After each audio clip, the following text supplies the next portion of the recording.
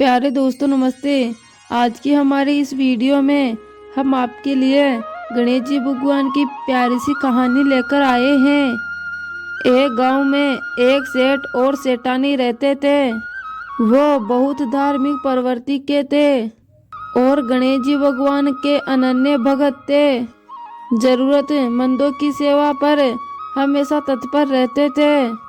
वो हर बुधवार का व्रत करते, कहानी सुनते और जोड़े से ब्राह्मणों को खाना खिलाते, फिर बाद में अपना व्रत खोलते। उनका बहुत बड़ा परिवार था, परंतु उनके कोई संतान नहीं थी। सारा परिवार उन्हें बहुत प्यार करता था, परंतु सब लोग उनके पीठ पीछे उनकी बुराइयां करते कि सेठ सेठानी बांझ हैं। इसी बात से सेठ सेठानी बहुत दुखी रहते थे। एक समय की बात है, सेठ सेठानी गणेश जी के मंदिर में पूजा कर रहे थे। पूजा करके जब वो मंदिर से बाहर आए तो उन्होंने देखा कि मंदिर की सीढ़ियों पर एक 4-5 साल का बच्चा बैठा है और बहुत रो रहा है। सेठ जी ने चारों तरफ देखा कि बच्चे के माता पिता आसपास होंगे, लेकिन वहाँ कोई नहीं था। वे उस बच्चे को पुजारी जी के पास ले गए और बोले, पुजारी जी, ये बच्चा अकेला है, इसके माँ बाप आसपास कहीं नहीं है। शाम हुई तो पुजारी जी बोले, सेठ जी, आप इस बच्चे को अपने घर ले जाए।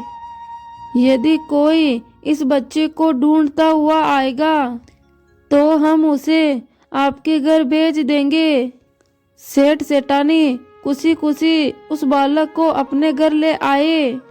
जब कई दिनों तक उस बालक को लेने कोई नहीं आया तो सेठ सेठानी ने उस बच्चे को गांव के सरपंचों की सलाह से उस बच्चे को गोद ले लिया।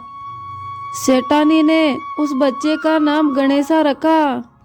ऐसे ही करते करते कई वर्ष बीत गए। एक दिन ठग पत्नी और पति उस गांव में आए और गणेश जी की मंदिर की सीढ़ियों पर बैठ गए और गांव के सबसे अमीर आदमी को ठगने की योजना बनाने लगे। तभी पुजारी जी वहां आ गए और उस अनजान पति पत्नी को मंदिर की सीढ़ियों पर बैठा देख उनसे पूछने लगे, क्यों भैया, क्या बात है, आप यहाँ पर कैसे बैठे हो?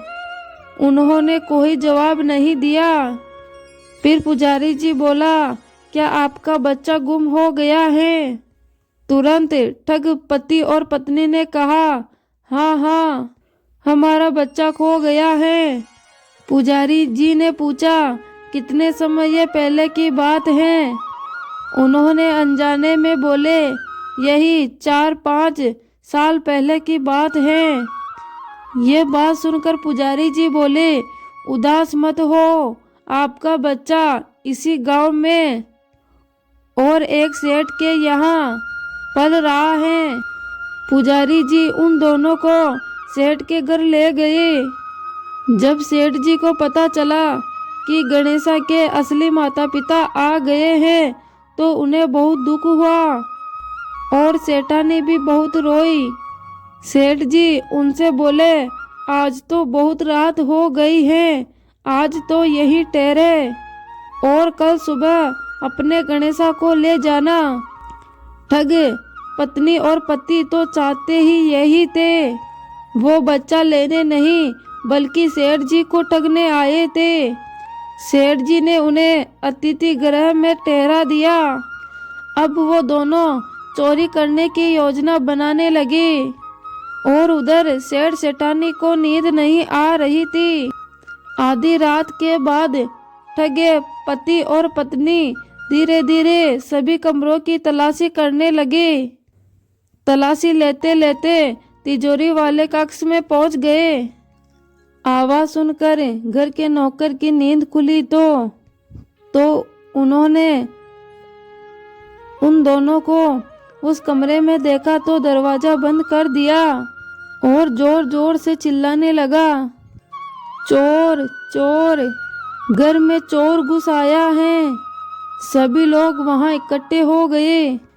सेठ जी ने दरवाजा खोला तो ठग पति और पत्नी को चोरी करते हुए पकड़ा और फिर वो बोले कि ये दोनों तो चोर हैं, हम गणेशा इन्हें नहीं देंगे।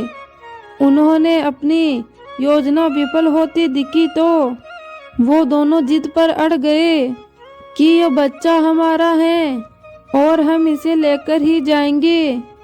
तब गांव के सरपंचों ने फैसला किया कि सूर्य देव के सामने सेठानी और इस औरत को खड़ा कर दे और दोनों के सामने गणेशा को खड़ा कर देते हैं। जिसके भी आंचल से दूध की धार गणेशा के मुंह में जाएगी, बच्चा उसी का माना जाएगा।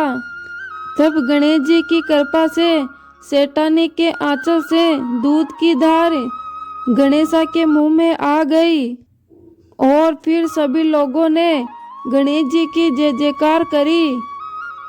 यदि आप सभी बुधवार का व्रत करते हैं तो इस कहानी को जरूर सुने। इस कहानी के सुनने से आपके व्रत का फल आपको गणेश जी जरूर ही देंगे। धन्यवाद।